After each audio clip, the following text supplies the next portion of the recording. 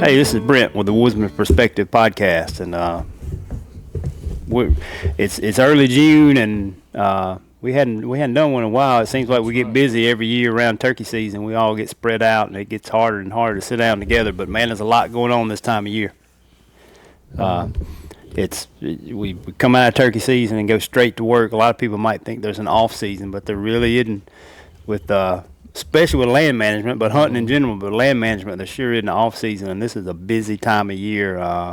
What all you got going? Well, when you're managing deer like we do, I probably put more time in the woods now than I do even, Brent, through the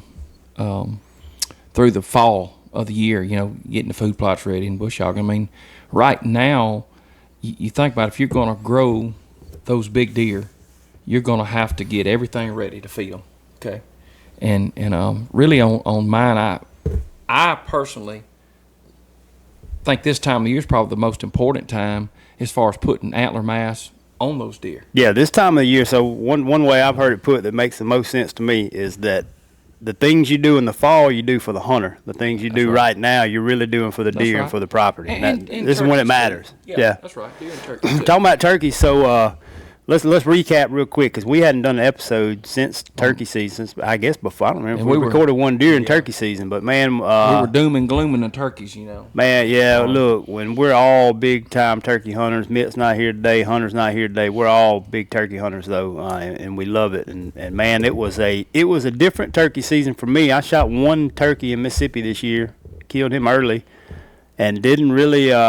I videoed a lot of turkeys. I could have killed a few more turkeys. I feel like I could have killed my 3, but just the tracks I was hunting, the property I was hunting, I don't know. I wouldn't have felt great about killing one. I wasn't hearing turkeys on one in particular, which we'll get back to that property because that kind of turned out interesting. Right. But we had some good hunts. Yeah. You know what? There's one takeaway, and we've talked about it earlier. I've made the observation all during turkey season, and I've heard it from a lot of other people, and you know what I'm going to say, incredible amount of jakes. Unbelievable. Yep. I don't know how many hunts we had where we had jake encounters, and we get mad. No, that's right. They mess you up. But you think about last year compared to this year, what was the difference? Jakes. We saw jakes, and I mean, we had over 20 jakes on 2 properties.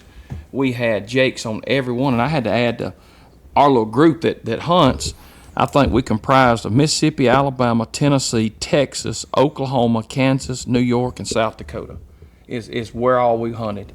And every person, including myself, saw tons of jakes. Yeah. So I mean that's a plus. You're gonna have to stay in that mic. Yeah, that's a plus as far as what we were talking about doom and gloom wasn't here, wasn't seeing none. And I hadn't gone back. We talked about it, and I really ought to probably do a little bit closer look back and see if you can make some correlation between weather. Yeah, 2023 when that hatch would have been, if there was something special or particular about it. But it's not isolated to here.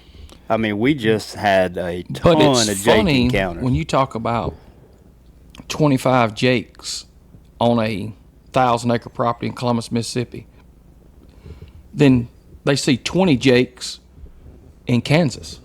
Yeah.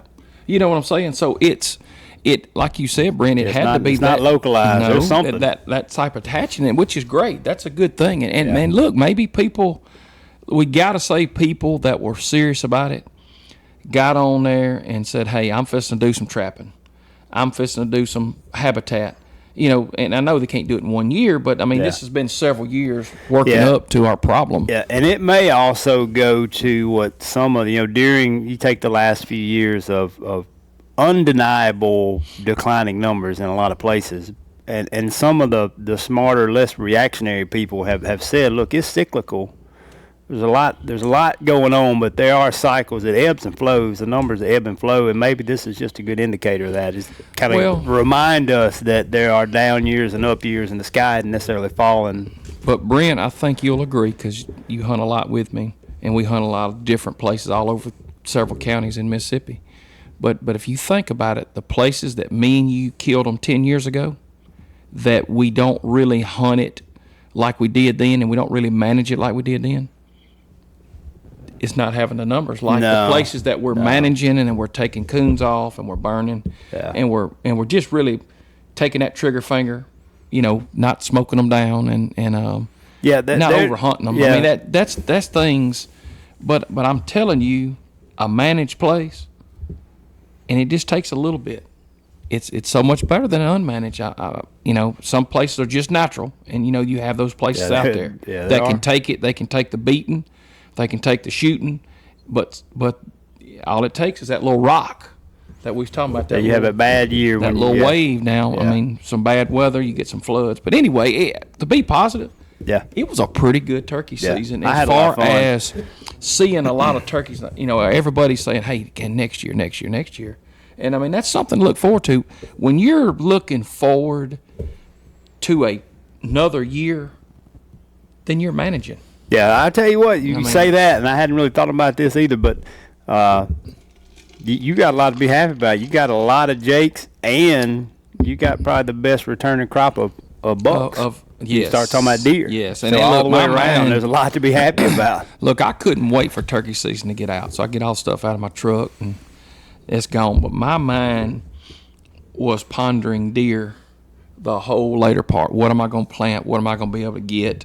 What spots am I going to burn? So if anybody follows on social media, they know that because I'll post a video. We'll be turkey hunting. The next thing you know, we're out looking at clover and we're looking at land. We're doing things that's but it's just work. Just like Brent, we're looking at today some white clover that had probably going to have to redo the stand, but I mowed it to see how much was left behind. And look how it popped up. I mean, it's just getting on those deer now. We're looking at protein intake. Okay, so my main concern right now is protein intake for deer. And that's from native, what I'm planting, and kind of people don't realize it. I mean, a lot of people's got their sandals on there at the beach or they're at the ball games, and that's fine, but they still listen and they can cook. But a deer requires 12 to 17% protein, okay, and that's just natural. All right, if you want those better bucks, you want to keep that optimal. What do you think, Brent? 18%. And I mean, if you look at pouring protein out of a bag in pellets and different things, most of those pellets are going to be 18 to 20%. Yeah, I mean that's a given. I mean, look at the back of them; some of them will be a little hotter. Now, we know this: habitat management, whether you're burning, mowing, spraying, disking, whatever, you want to promote better natural plants. Yeah, that's right. Because a deer's going to be, he's going to walk by, he's a browser. He's going to bite, he's going to go. He's eating his corridor from where he's bedding to where he's going to eat. I don't care if it's a bean field. He's going to be nibbling the whole time he goes. So what we've got to do, and I think I try to promote it as much as I can, is give him some good stuff between A and B to nibble on. Yeah. Yeah, keeping something there all the time. Yeah, that's right. That you can. And native stuff. I mean, it don't matter if you got pine trees, hardwoods, cut over, whatever you got, you can manipulate it. And let me I'm gonna go through this. It's a little funny thing to see this, that people don't see it, but we're talking about native plants. We're talking about plants that grow on the side of the highway, grow in the woods naturally, and you don't do anything to alter them. Yeah, they're in that seed bank already. They're already there. Yep. Natural stuff. So we're looking at, and really these things are really promoted by fire or spraying or even mowing. And we were talking about a little mowing just a while ago to teach people. Kind of watch when you're mowing. Yeah, it's all right. Because turkey nest. Yeah, right now that'd be a good time. There's a tractor parked out front with a bush hog on it, and it's been parked there. You mowed a couple of roads, but really, we're June 2nd recording this now. Really, I don't like to mow the whole month of June. Now that's just me. I like to. Yeah, now, you can park that bush hog in the spring and not do that recreational mowing. And May, June. And what I try to do too, some people say, well, dang, man, I mean, it's the only time I got. I try to spray it down earlier. Yeah. That way, when it starts laying down, that turkey's not going to nest in it. Because, look, there's nothing worse than running over a turkey nest when you're trying to rebuild a population. Yeah. And I done it twice at Hamilton, 2 years ago. Yeah. I said right then, I was cutting levees for a duck pond and just had the tractor up there and just jumped on it and then smoked 2 nests. I mean, it was just awful. But I won't never do it again. I can promise you that. Yeah, you were out here. Y'all walked the spots you did mow we this walked year. them. Y'all walked every Yeah. one of them. And I mean, that ain't a hard thing to do. You just get a couple people out there, and we just. I knew I had to plant some different places. I got planted in beans and some in cowpeas, and some in vetch, but I needed to get them down. So what I done, I walked them before I ever run a planter in them or a bush hog. I walked them, made sure we didn't have any nest in them, covered them pretty good, and then. Which I had herbicided them, and kind of kept it down. But you don't never know about where a hen is going to lay. Yeah. But I didn't mean to jump off the thing, but I just No, wanted everybody that's to know not that off mowing- topic. Yeah, that's. Yeah, I mean, it's a. So it goes to what you're saying. So talking about the things that are in the native seed bank already, Yes. and you promote them by disturbance. Talking about That's right. fire, tillage. Yeah, anything.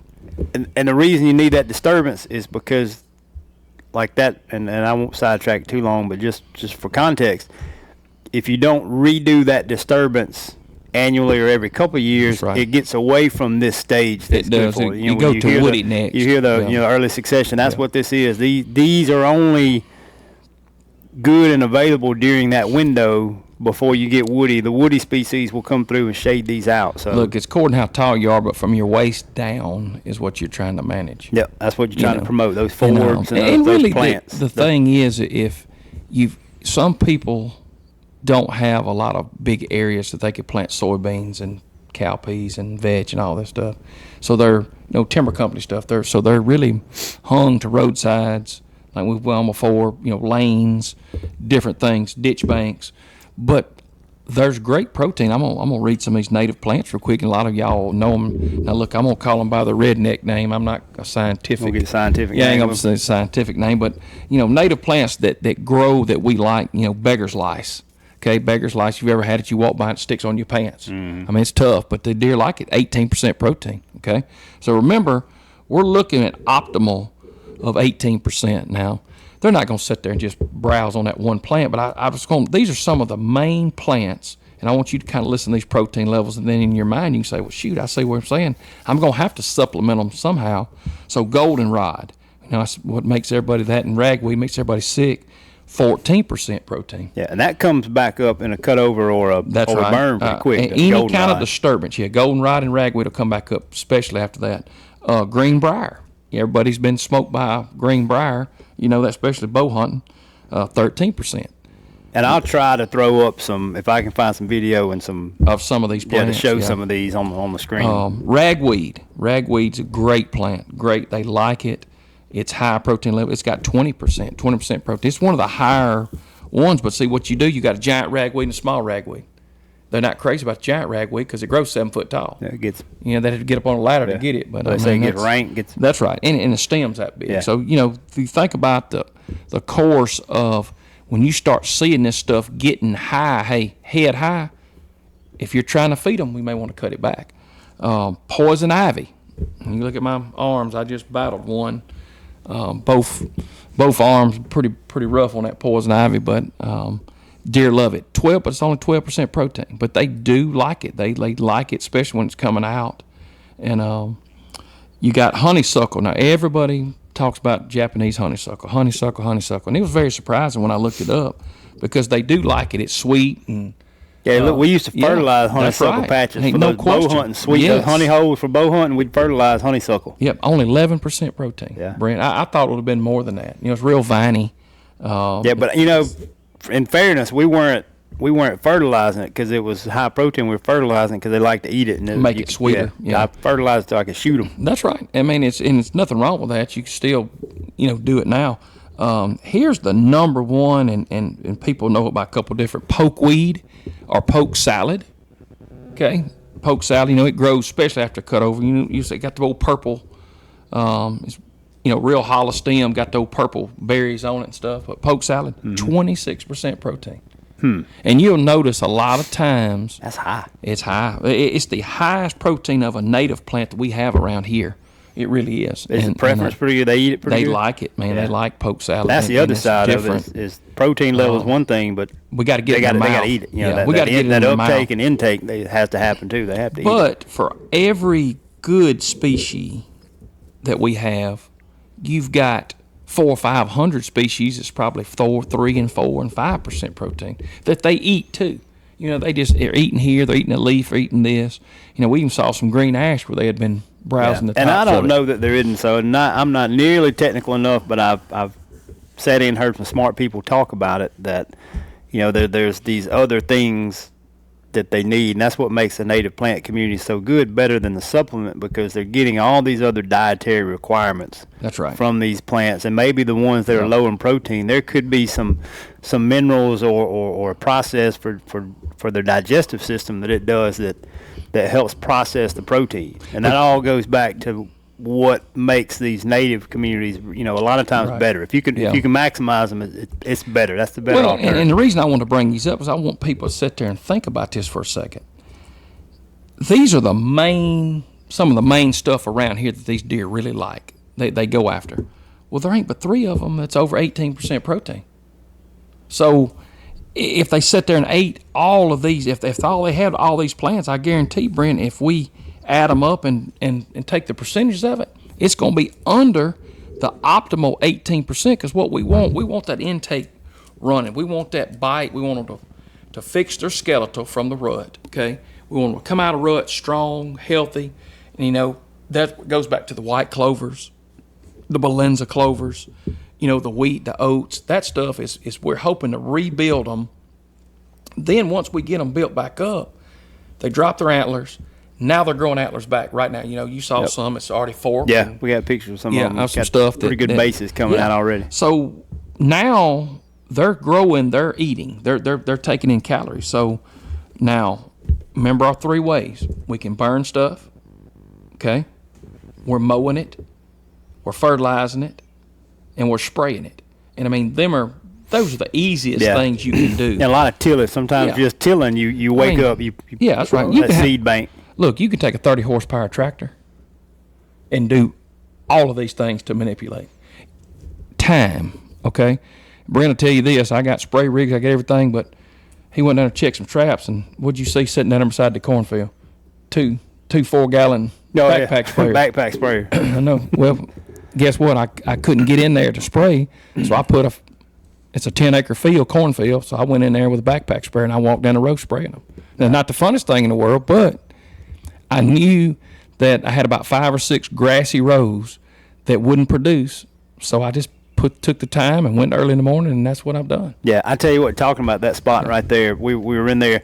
We've been running traps, so we run a trap line down here for coyotes. Just catch them, catch coyotes before fawns hit the ground. We were expecting to have a bunch of poults on the ground. Anyway, we'll get back to that later. But this spot right there, I got some video of it this morning. But every time we pulled in there have been deer down that lane, like a lot of deer. And it's an old, it's a established lane. It's a lane, a road. It's crowned up pretty good, like a road. It doesn't really go anywhere. It's a lane, but been deer in there every time I pulled in there to go check. You start investigating and deer, see so why. I started looking to see why, and there's a little bit of green in the middle, but it's a fall food plot that's pretty much died out. The clover's just about done. Yeah. The wheat's browned out, but right in the middle, there's it's winter peas climbing that wheat, that vertical structure from the wheat, and every one of them are nipped and eaten, and they've been in there every day. And they very find rarely, it. They get in there, and that's what they're eating. And I've never had wild winter peas ever make it because they're not really graze tolerant. They bite them one time, they're gone. But I think I had so much food, Brent. You think about that cornfield. They had protection. They had protection. Cover. Yeah, and plus we had all that Balenza clover. We had all that other stuff. They just couldn't eat it all, and those wild winter peas outgrow everything else. They'll grow to be 5 or 6 feet tall. I got the video. We'll drop it over here. But yeah, they're sitting there eating them, and it's funny because everything's dead. Because the fields are laying over and it's that time of year. Yeah, those fall annuals are dying and dead and browned out, and they've done their job. But that, like I said, you can see where the peas are climbing the vertical structure of that wheat. Well, and they're wearing it out. Let's jump on, tractor time, spraying time. For us, it's time to plant. It's time to plant summer food plots, okay? And I really think, and you can look at a lot of experts say it, they're probably the most important as far as getting them healthy. Like I said, you're getting them out of the rut. Now they're growing. Now the does are pregnant. So they'll be dropping in the next month and a half. So they're taking in calories. So we're trying to get the best plants. So we went over the native stuff. So let's talk about some things that we could do. What supplemental stuff that we can put into the ground. And like again, anybody's heard our podcast, I double crop almost all of my fields down here. So I'll plant a summer food in those fall plots. Okay, a lot of people say, "Well, I don't have enough plots. I only have winter." No, you don't have to do that. You got a full year. You got two cycles. You let them have them until you're ready to plant the fall stuff, and you drill it in, or plant it, or disc it, or spray it, whatever you want to do. But I like to keep something 24/7 for them to eat. Okay, 365. Yeah, and it's really, to me, it's a little bit easier from a selection standpoint in the summer or spring, because fall, most of the time with falls, you've got blends. Typically, your summer food plot, it's a monoculture, so it's a single crop you plant. That's right. We're mixing some now, and we'll talk about that here in a little bit. But the things that I'm planting right now that I have tried everything, y'all. You got to understand, I'm a food plot junkie as far as trying and doing things and seeing different. Not chasing the magic bullet, but I just want to see what's out there. I've planted everything, Tecumani, biologic, you can name it, I've planted it all. Okay, now things that I've noticed that they really like, I try to go back to that. So we'll talk about the first one is forage soybeans. Okay, we talked about that till it's blue in the face, but your forage beans, and I really like an Eagle brand soybean. Now Bobby and them's got a good little bean over there, that Game Changer, and they got some different stuff. It's typical, but it's really nothing but a number 5 bean. It's a late blooming, really high forage stems. Now explain leaves. That on that number on a bean. I would look. You asking me to get over my ski? I just hear it. Look, it's one of kind of things you hear Mitt and them say it, and you just repeat it. But I do know, you got 2s, 3s, 4s varieties. So that's like forage versus production and yield. So there's a difference between that plant composition, whether you're putting out a lot of leafy, a lot of browse tonnage versus all the energy going to the bean. That's right. And in production, you would think you want the more beans on that stem is the more bushels you're going to harvest. Okay. Yeah. All right. So what we're trying to do, we're trying to get the more stem and leaves for forage than the beans. So those 5 varieties. And they'll still make a bean. Now, that's right. The forage beans, it'll still make a bean, but most of that plant energy goes towards that production of the browse and the tonnage. Real big root system. I mean, they're pretty sharp, because you hear. I didn't mean to put you on the spot. No, but I wasn't gonna make one up, because I know look, I got too many people that's a little fact smart listening. That fact check us. Yeah. But it is a variety. A 5. And I think they call them group 5s is what they really call them. But, the beans, I still think they're one of the best. They love them. We checked our fences just a while ago on some I've got. I think I've got 25 acres planted. And I had to put a fence around every one of them. That's the thing. Yeah, remember this. Yep. If you plant a soybean, and if you've got more than 10 deer on your place, which most of you do, you're going to have to fence them. You cannot plant enough for them. I've tried now, because they don't take the browse early. That's right. Like that's the only thing. To it that's early, right. And then now you don't have. Really listen to me on this. You don't have to plant a big spot if you protect them. So to go back in this, and I'm not playing a rerun, but we've got 60 acres. I had 60 acres, and I got the opportunity to get enough soybeans that was left over in some runs to be able to plant all 60 acres. So I come down here and I planted and drilled all 60 acres, sit on that tractor seat, and it took days after days after days, but I got it done. Okay. Within a week, they had eat all 60 acres up. They got out of the ground. They come out of the ground about, I don't know, this big. They eat every one of them up. Gone. Once they bite them off when they're little, they bite those 2 leaves off. It's done. They're not coming back. And even a forage bean, listen to me when I'm telling you this. They'll tell you, our forage beans will take the grazing. Yes, but they will. Once they establish, but they won't take it out of the ground, and you got to protect them right out of the ground.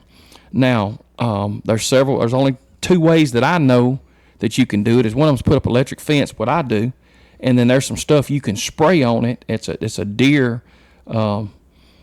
It's a distract. Yeah. You know, they A kind deterrent. of a deterrent, a deer deterrent. I don't know you if I can believe spray. in any of that I don't know. Mitt sprays, and he said he liked it. Yeah. And he told me, so I'm gonna try to. We'll put it on the. Mitt. Yeah. No, but we'll put it on the site. He sprayed it twice. He said he liked it. But I can tell you, that fence, they don't like that electricity. Yeah, and so some of the going back, you know, over the years, the logic, the approach is you either have to protect it, like with a fence or something, or you've got to just outplant them. Well, if you look from a cost standpoint, you know, people think of fencing and protecting is added cost. It's cheaper than probably the extra seed and time you buy to out. Well, you look at $100. Let's just say $100 a bag, some more, some less. Okay, you're planting a bag to the acre. Okay, if you plant 10 acres, you got $1,000 in the seed. Okay. Yeah. And if you're planting for 50%, or if you whatever your over planting rate is to offset that browse, so remember this: you can buy a fence. Your cost of your labor is nothing in deer. Remember that. I mean, you can't figure that in. You're doing it because you like it. But if you are having to hire somebody to plant it, which is gets very little sketchy, you know, you plant it in only the last 2 weeks. But you can buy electric fence for $500 and reuse it year after year. Mine are 8, 9 years old. So go get you a McGallagher electric fence. Yep. You can put it around 10 acres, 5 acres, 2 acres. I got some on 3-acre spots down here. I got some on 10-acre spots down here, and I got some on 2-acre spots. Yeah, and look, the redneck genius thing was the water hose reel. The water hose, dude, that is the key. When it's time to take it down, drop it off the post, and go to Walmart, reel it up. Tractor Supply, or Dollar General, get you a water hose reel, and you can reel that stuff up and reel it back out the next year. It works so much better than wrapping around a dang fence post or a piece of stick. That ain't that game. Or leaving it, because you get stuff growing up in it, and that you can't. And we got it now. We roll them up. You know, we use a Ranger. We roll them up. It goes fast. Anyway, I don't want you to lose. The reason we're talking about this, not beating a dead horse, I don't want you to lose or have a bunch of stems out there. You plant them, you go, whether you got a camp away from home. You see them popping back, up and you're happy. Yeah. You'll come back and it'll be all stems. Yeah. So you're going to have to protect them. Now, the timing that you protect them, I like 30 days. I'll put some even 45. You can do some creative stuff. If you do have a big field, you can give them a couple acres, let them eat them, give them some more, or give them the whole thing. I take the whole fence down, and it's very amazing. I think they hear that electricity in that fence, and you know, and it buzzes and it pulsates. So I think that's by the time they put their nose to it a couple of times and it knocks fire off of them, they back away from it. But the day you take it down, they'll be in it the next day. They find it pretty quick. It's amazing. Yeah. But I know anyway, some guys that plant getting some on late, beans, and they'll open up a spot in their fence around bow season, early in bow season, and create a funnel in the And look, to tell you, 25 to 30% crude protein in a soybean. They love it. They love it all stages. They eat the vines. They eat the leaves. They eat the stem. They love that regrowth. They love we the saw regrowth. Some. I hope I've still got some photos. Yeah, we took some pictures a while back of where. And what he's saying, regrowth. Once we let them down, you know, you've established those beans for 30, 45 days. Okay, they got a big old root system. So once those deer get in and start mowing them down, every time it rains, it triggers them to come back. So the deer, we were noticing, and Brent noticed a lot of it, we were noticing the deer would be eating their way across it, and then once it started raining and regenerating that thing, they come back to it and start eating again. So it's pretty cool. Phenomenal. That freshest tender regrowth. Yes, they were eating. Phenomenal. They were going back to it. Plant to plant, the best. Anybody that asks me what's the best thing to plant for them, no question, soybean. They love it that much. You look at Midwest, you look here, anywhere, if you can grow them, but you're going to have to fence them. So I'm going to jump, we'll go to the cowpea. Cowpea is very similar to the bean. Cowpeas are real. The only thing about a cowpea now, they will grow up a tree. Mm-hmm. They'll become, sure enough, viney, where and I say vines or on a soybean, but you know, a soybean will try to run up some stuff. Lab, that type of stuff is a vining type, you know, pea. But a cowpea is just. Or iron clay peas. Same thing. Iron clay peas, cowpeas, or black-eyed peas that you eat at Granny's house at Thanksgiving. That's the same thing. It really is. It's just a variety. People say, really? Same thing. But very high protein, 25, 30, same protein levels as as the soybeans. But one thing I do like about a cowpea, it'll jump out of the ground with just a minimum bit of rain. Yeah. Very varieties as far as soil, sandy, clay, heavy, It's a little easier light. to grow. It's easy to grow. Yeah. You know, you laugh, you can about pee on them, they'll come up. I mean, that's just how they do. They're really fast as far as They're not as vulnerable early, are they? Early, I mean, if they Not get it, really. but they take it a little better than they've always have. Is the deer would let them get up a little taller, then they would get on them. But still, if you plant them, don't drop your back to them, because if you plant them and they get it in their mindset, they're going back to eat them. And that goes back to having some native stuff out there where they don't have to just say, okay, I'm in a straight pine thicket, I have nothing else to eat. He plants these cowpeas. Where do you think they're going? Straight to that cowpeas. Yeah, I just know more You know. people that hunt them on small leases and hunting clubs Yes. on small patches. They plant Yes. a lot of iron clay peas going in the And they ground do, right and now. you can plant them varieties. You know, you can plant those things. and you 50, can broadcast them. They You do can. pretty well when they're broadcast. Yeah. Where I don't know about with beans if they 50 do as to well. 80 pounds to the acre if you broadcast them. I think they're about $32, $35 a bag. Yeah, they're cheaper and a little easier than a soybean. And they're pretty easy. You can, like I said, you can drill them, you can broadcast them, throw them. Look, I saw where Bobby at Moss Oak, he took some and broadcast them, then bush hog some grass, thatch on top Yeah. of them, and I think That's they'll the work. Dudley. That's the Dudley Phelps. Poor That's man. it. Poor man's Dudley no likes kill. that. That's right. There's a But plug for it Dudley. works. It works. You just now you need to You put got to more oversee. per acre. Yeah, more per acre. You oversee Because you're talking about a pretty good size, where a clover or something like that, or wheat. That And would- iron clay pea is a that- big, pretty good I mean, it's size. a pea. Yeah. So you need a pretty good little bit of stuff, and you got birds. If you got turkeys, Yeah, doves, you have some loss different. there. You're gonna have some loss on it. So you got to you kind of overkill You're the seeding compensating rate. for Yeah, it, that's yeah. right. And some people just can't get them in there. But I wouldn't, if I had them, and I said, you know what, I don't have a DS down there, I can't get to it, but I can get my bush hog to it, I would plant them and bush hog over them. I mean, I would do that. And so, let's for timing standpoint, because we talked earlier about leaving that bush hog parked as long as you can for your turkeys. Right. So these things can take a later, like June. They can. You can plant them you all can the way to plant 'em. August. Yeah. I mean, really. Now, I you think don't want soybeans, that, doesn't but- insurance on soybeans, you got to plant before July 4th. So that Yeah, goes to something just like say that. they can take a later planting. But if you watch the weather, and you kind of see, rain coming, it don't take a lot to get them up. Yeah. Well, my point in saying that was you don't have to rush out there and bush hog earlier than you would want to if you Right. if you don't want to take a chance on just throwing a turkey nest. Yeah. You don't. It's not something you have to get out there in April But like planting corn early. I do like putting a companion crop in cowpeas. And we're gonna get to that, but I just drilled 12 acres of cowpeas and vetch mixed, and they work. It works good with each other. It gives a little shade for the other stuff, and some Alice clover. You can use that, and but so the next one we're gonna go to is American Joint Vetch. You hear us. We've been blowing it up. American Joint Boy, Vetch. that's a hot American Joint, topic hot this year. topic. Can't find And it. it was so. was. So here's Yeah. joint vetch, and you can get through the protein and all the good things about joint vetch. But Yeah. I remember last year, you couldn't. There was a run on it. You could You not couldn't get find it. joint vetch. I talked to Eddie Buckner down at We Delta called all Outfit. over the I was South. talking to Eddie about it. They couldn't get it. Wax, I don't think Yeah, could get nobody it. could get Nobody it. could get it last year. It was just sporadic. You may get 5 bags. But now, this year, early on, boy, everybody's Everybody got had joint it. vetch. Yeah. We got it. Well, dum. Well, there's more Yeah. story to it. So let me talk to joint vetch. So joint vetch is it can grow up to 5 feet. Grows well in wet soils. Grows well in sandy soils. Can grow under shade. You can plant it in between pine trees. So it's really, really versatile.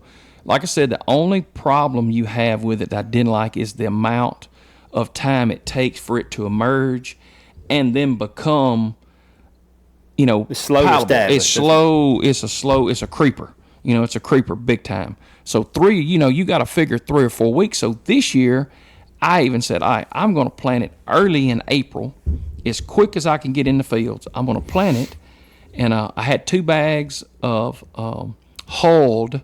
Remember that you're going to hear this hulled and unhulled about 10 times during this little talk. Hold and unhold has been the buzzword. Yes, it's been the last buzzword. few So, weeks with so I vetch. had some hulled, and to talk about it, it was about $250 a bag. So I had 2 bags of it at 20 pounds acre. You plant 2 acres, you're looking at about $125 an acre just in the seed. Okay, Like I said, not counting your labor. Labor's nothing in wildlife. Remember that. But so I had a bag, and it covered. So I kept it from last year because it come in sporadic. I was already planting. Remember, Brent, I jumped ship last year and planted Alice clover, and gave up on the joint vetch because I couldn't get it. So this year rolls around, everybody's got it. All of our people, hey Chris, I can get this vetch. I got it. I said, man, that's great. He said the only thing about it's unhulled. I said, I said, how much is it? $135, $140 a bag. I said, okay, sounds good. Unhulled. So we started putting our minds together. Nobody's ever planted it much unhulled. We didn't know.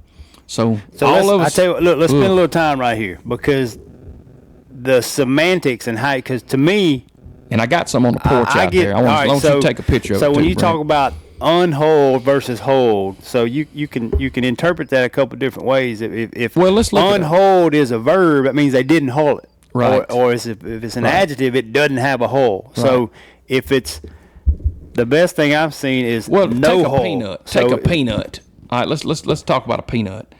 You eat a peanut out of a can, it don't have a shell on it. Okay, so that would be the hulled. When I say hulled, hulled means they dehulled it. They took the hull off. Right. So it's a verb. Right. So you take the other one that Uncle Jimmy down there just parched some peanuts. So you have to crack the hull to get them out. Yeah. So that's basically what we're talking about, hulled versus unhulled. Yeah, and then there's also the inoculant factor in there too. So if it's got the hull on it, then it's not inoculated either. It doesn't have the inoculant in it. It's slower and it's hard. And you really can't get inoculant to it. Mm-mm. You just got to hope you got some in the ground from your clovers and your other stuff. Yep. Now, and if you do, you got enough in there. But it's still got to got to overcome that hull. So, guys, when I picked the bags up, I could tell they were fluffy. They were just, you could tell it was a lot of holes.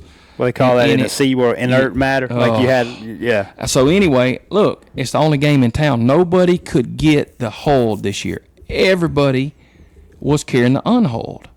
And again, unhulled has a hull, and it hasn't been through the process of hulling. That's right. So there's some confusion. I got Uncle Jimmy's parched peanuts. That's what I'm having to plant with the shell. That's right. On, that's right. I don't have the planters that's been cleaned. That's right. That's a good representation. So we got them. All of our group got them. The land managers that I help on properties, a bunch of them go, "Oh, we got it, Chris. We got it." Well, here we go. We got time of planting it. So we start planting this stuff, and I didn't like it right off the bat. It wouldn't go through the small planter on the drill. You had to put it on the big. It was just because it's got the hull still on it, okay? And they hang up when they don't fall freely.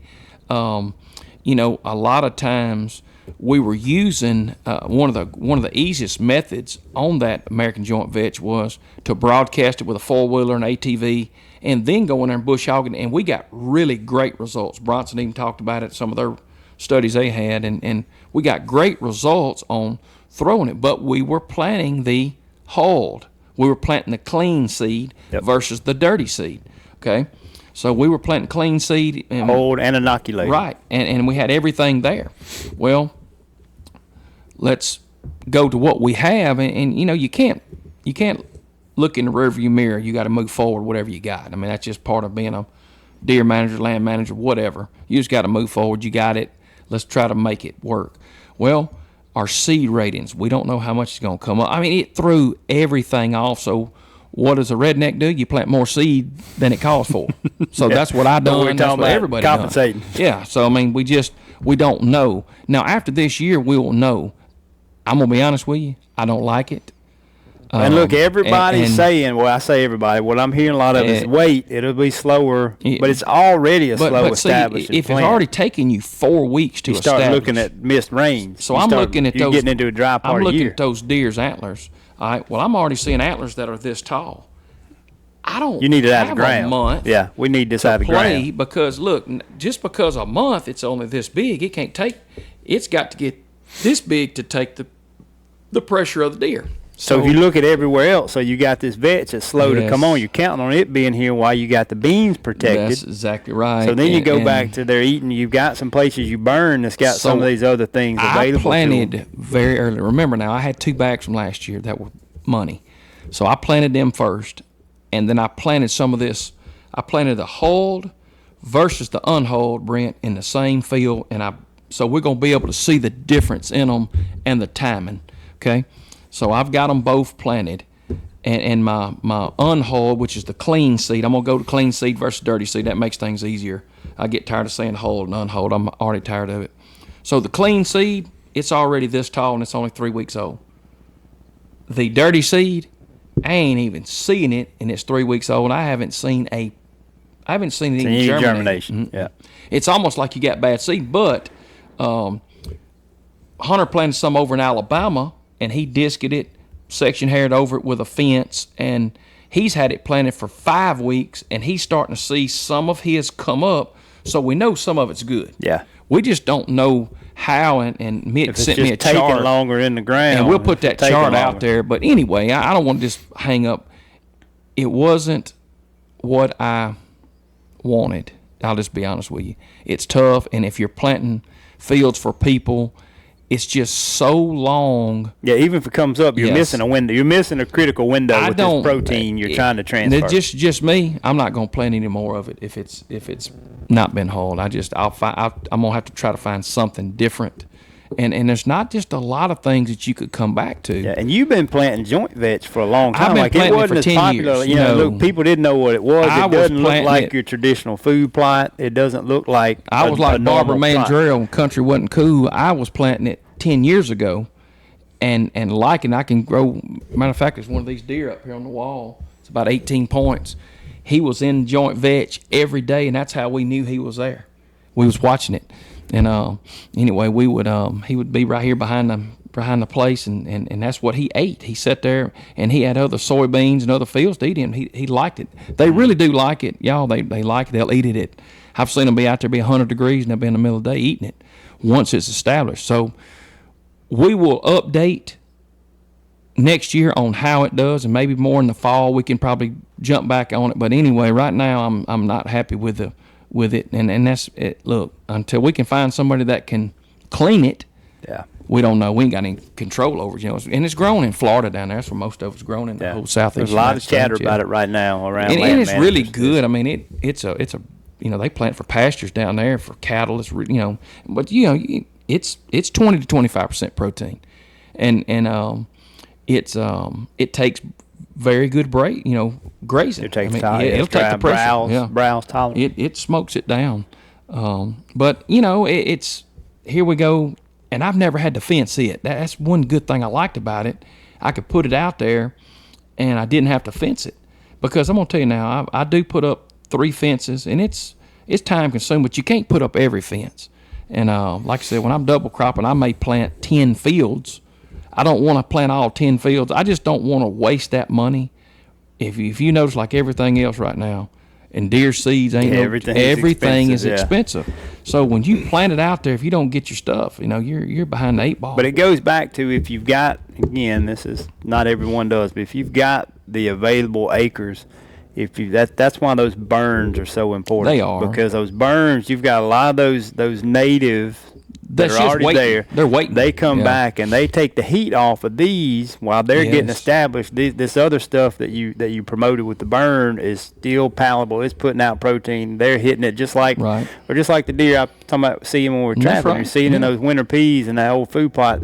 They're finding those good things that are feeding them, and having those available will take the heat off of these establishing plants. They can't get into these other beans. They got a fence around them. Yeah, but you know. Yeah, that's right. So that's why we go back to habitat management and, you know, thinning timber if you can and whatever, getting that stuff. But those burns are pretty cheap, and really good stuff comes back behind them. Yep. So we're talking about we got the native species. Got, you know, when it comes out of a bag, we got that.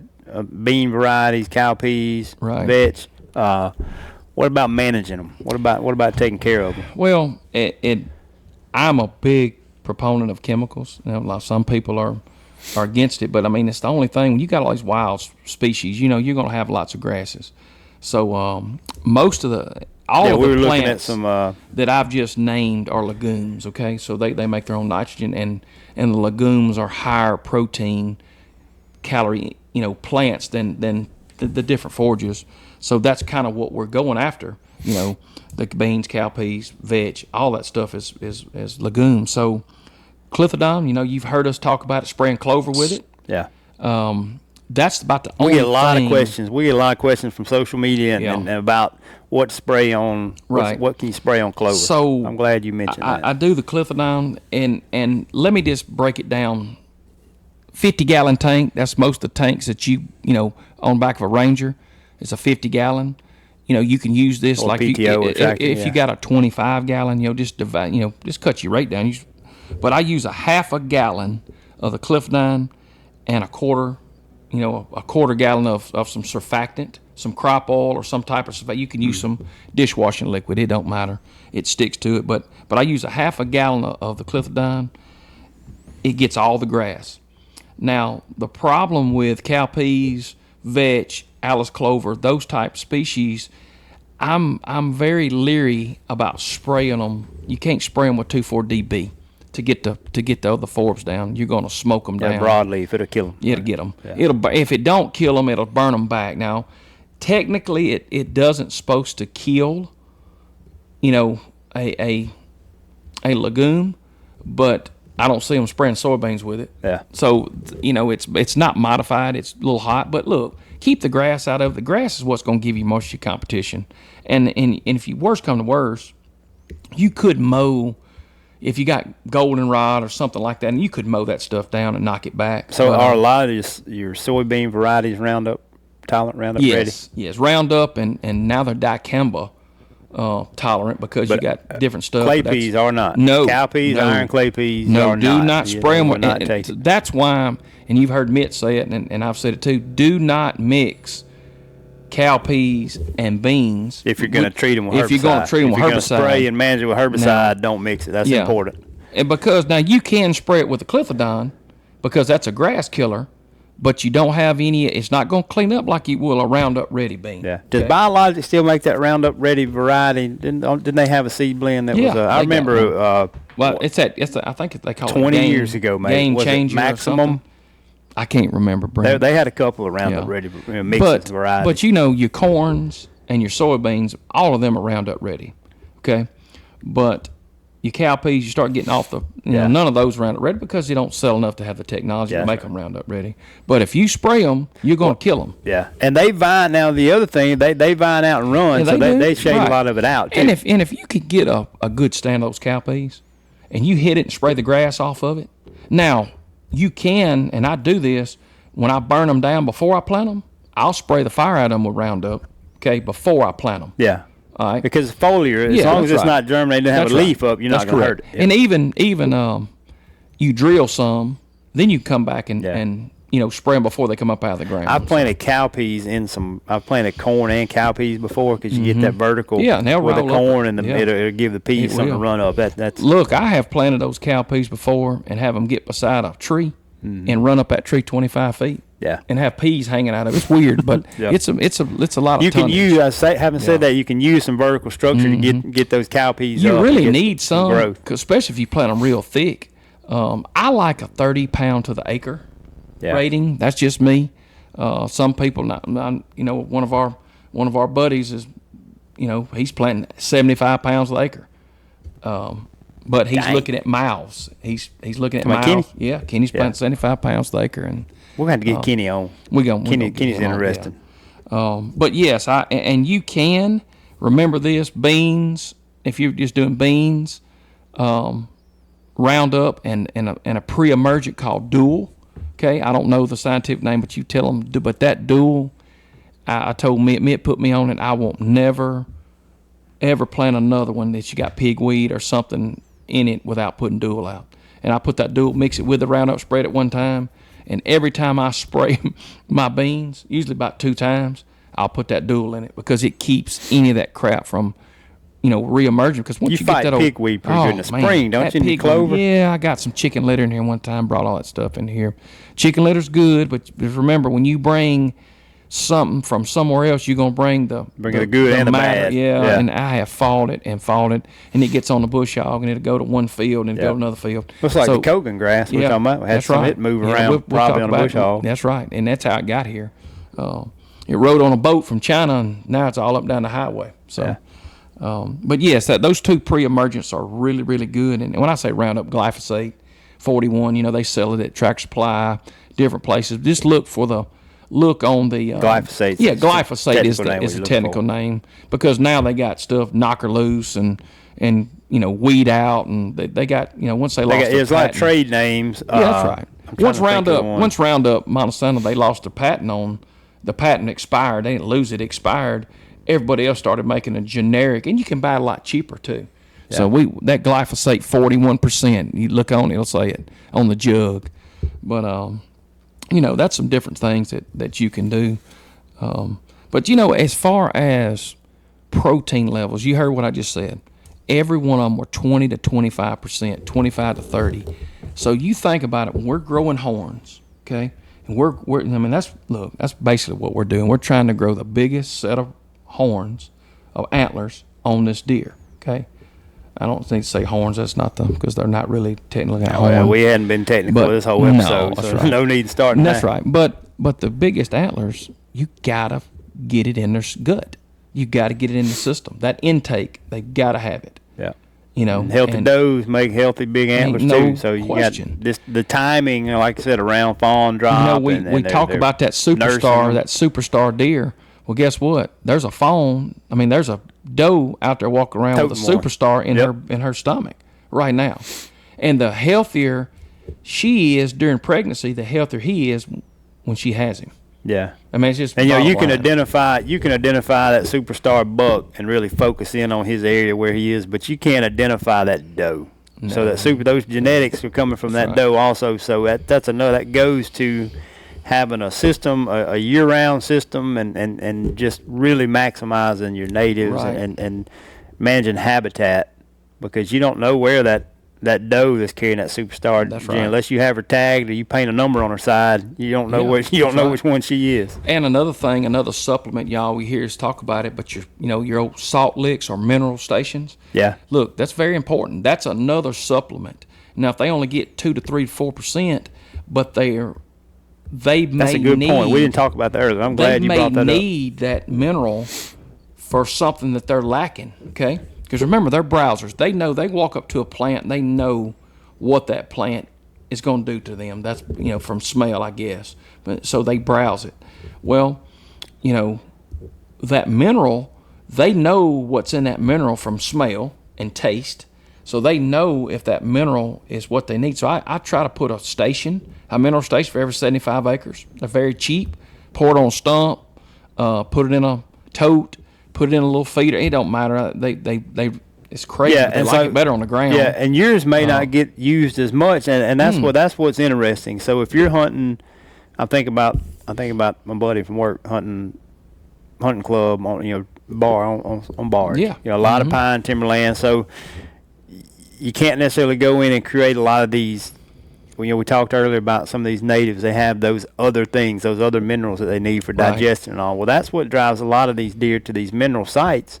Yes. Well, if you can't create a big enough area, that plant community, because you can't go in there and clear out the pines, they run bait. They're not bait stations, but the mineral stations. Yeah. They run them, and look, it makes a difference. Well, they utilize them a lot there. Well, I would guess somewhere maybe like yours or Mitt's place, where you've got a lot of these. The things that they come to a mineral station looking for, they've got in that plant community. Well, they may not use that station. I go back to the idea of maybe there's 1 or 2 deer that are really good, ones we let go that are lacking, they're needing something, may have got injured, may just be, like humans, they may need more iron, they may need more different minerals that we can't provide for them, but if we got some out there available. And I know this, I learned my mineral stuff from deer pens, okay? Mississippi State deer pens, Hollis, talked to Jason Hollis about their protein. Roy had deer pens, and he were growing them. Minerals were a big thing. Yeah. They got them, and I use one made by Ware Millen.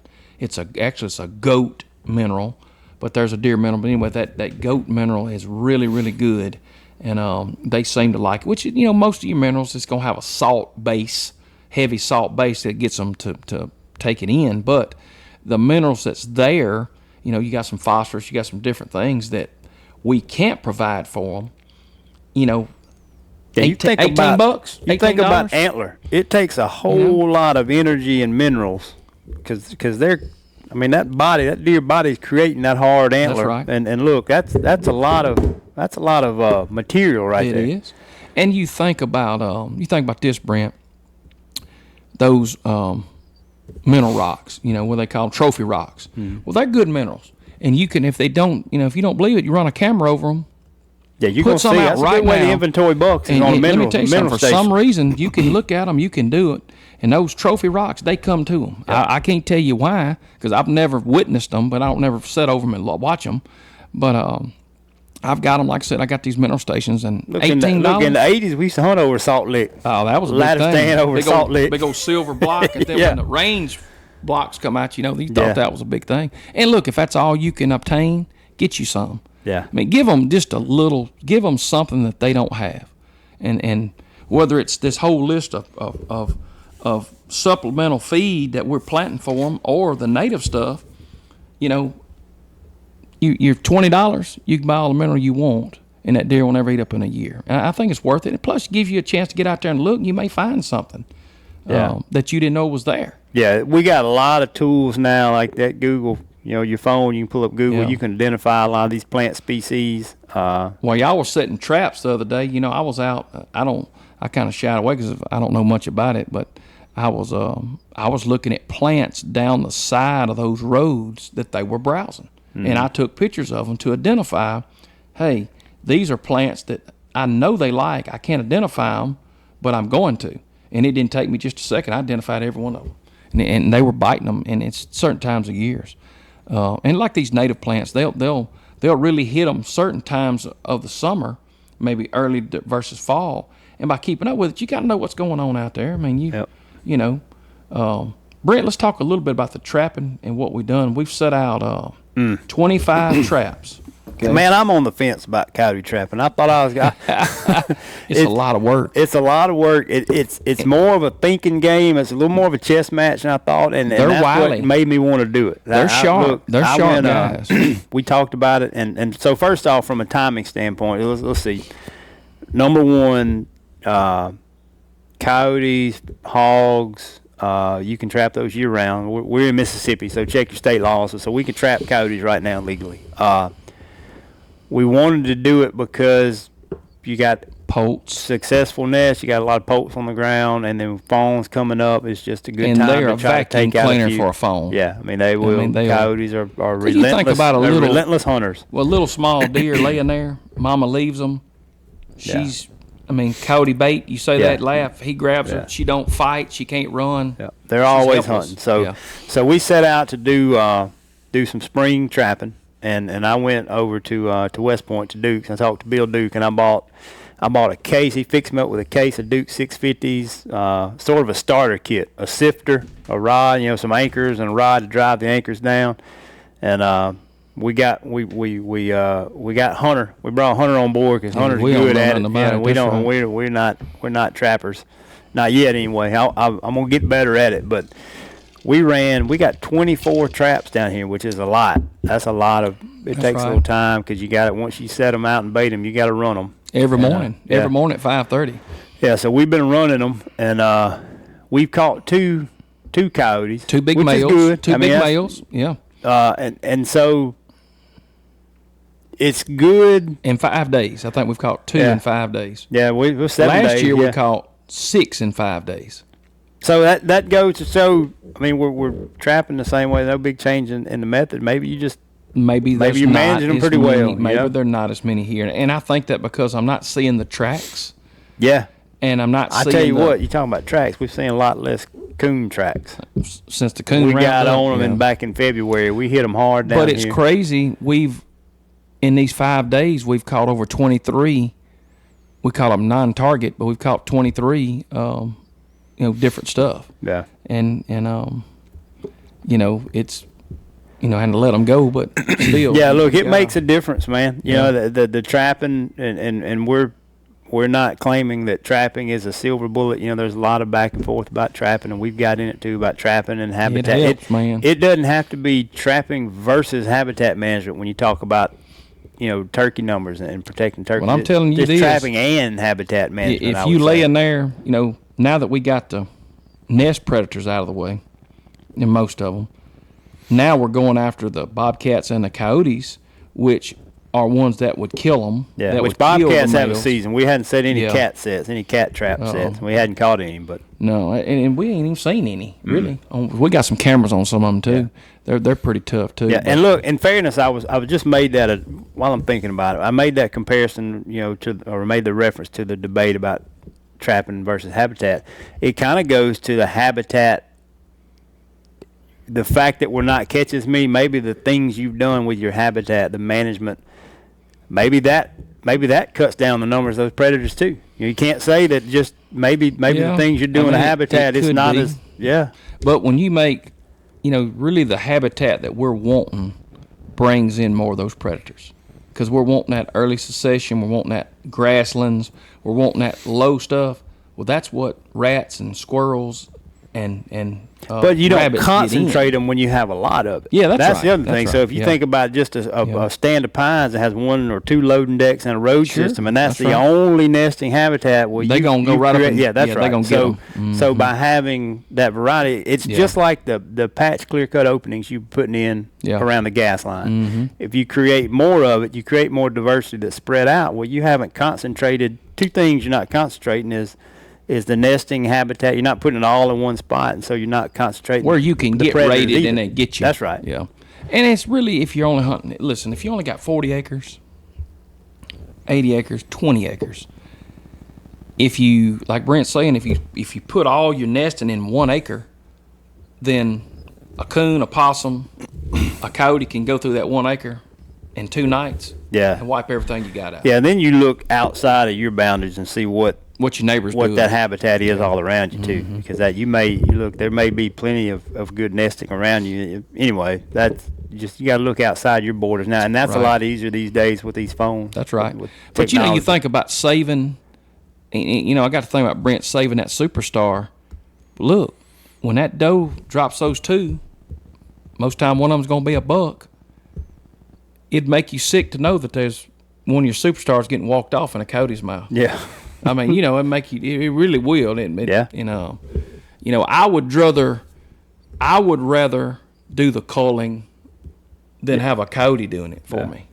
And so anyway, I don't know. That's my game on that. Yeah. But Well, that's a pretty good update for early June, post turkey season. Yep. Going into summer. You've got everything planted, don't you? I got it all. It's all Everything's got planted, and we're waiting on some rain. We've had a little bit of drought, but we're waiting on rain now. And I got some work I want to do on a lease. Got a lot of projects this summer. There's always a lot to do. there is. But like I said, get out. Look, get out. Go look at your place. Don't wait till October or September. That work day. That work day. Get out there and go look at it. I mean, little things. Hey, deer stand maintenance. Get some owls. Maybe need a little paint on it. We Yeah. got to fix several. Yeah, We got so- a lot of deer stand maintenance to do this year. We You got do. some- yeah, ain't no doubt about that. But I got to repaint all of them. But I mean, it's little things like that.